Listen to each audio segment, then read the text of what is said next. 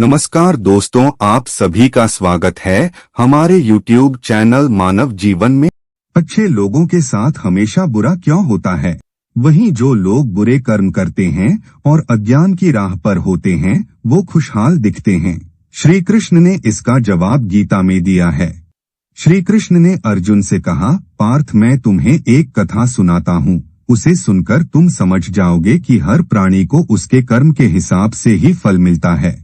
प्रकृति हर किसी को अपनी राह चुनने का मौका देती है। अब वो मनुष्य की इच्छा पर निर्भर करता है कि उसे धर्म की राह चुननी है या अधर्म की। कथा शुरू करते हुए श्री कृष्ण ने कहा, एक नगर में दो पुरुष रहा करते थे। एक पुरुष व्यापारी था जिसके जीवन में धर्म की बहुत महत्ता थी। वो पूजा पाठ में यकीन रखता था।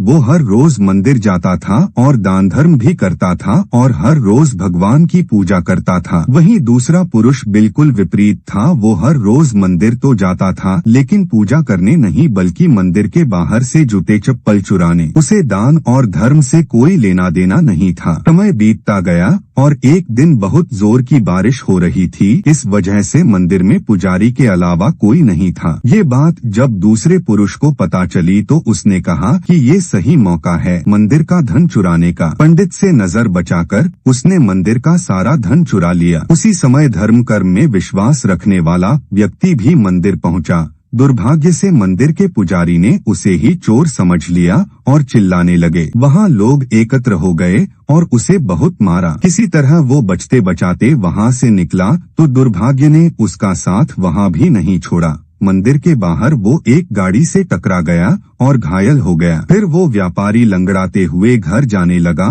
तो रास्ते में उसकी मुलाकात उस पुरुष से हुई जिसने मंदिर से धन चुराया था। उसने कहा, आज तो मेरी किस्मत चमक गई, एक साथ इतना सारा धन मिल गया। ये सब देखकर उसे बहुत बुरा लगा और उसने अपने घर से भगवान की सारी तस्वीरें निकाल दी। कुछ सालों बाद दोनों की पुरुषों की मृत्यु हो गई। मरने के बाद जब दोनों यमराज की सभा में पहुँचे और भले पुरुष ने दूसरे व्यक्ति को देखा तो उसे बहुत गुस्सा आया। उसने क्रोधित होकर यमराज से पूछ ही लिया, मैं तो हमेशा अच्छे कर्म करता था, दान में विश्वास रखता था, उसके बदले जीवन भर मुझे अपमान और दर्द ही मिला और इस व्यक्ति को नोटों से भरी पोटली। आखिर ऐसा भेदभाव क्यों? इस पर यमराज ने कहा, पुत्र, तुम गलत समझ रहे हो। जिस दिन तुम्हारी गाड़ी से टक्कर हुई थी वो दिन तुम्हारे जीवन का आखिरी दिन था, परंतु तुम्हारे अच्छे कर्मों की वजह से तुम्हारी मौत सिर्फ एक छोटी से चोट में बदल गई। तुम इस दुष्ट व्यक्ति के बारे में जानना चाहते हो? दरअसल इसके भाग्य में राजयोग था,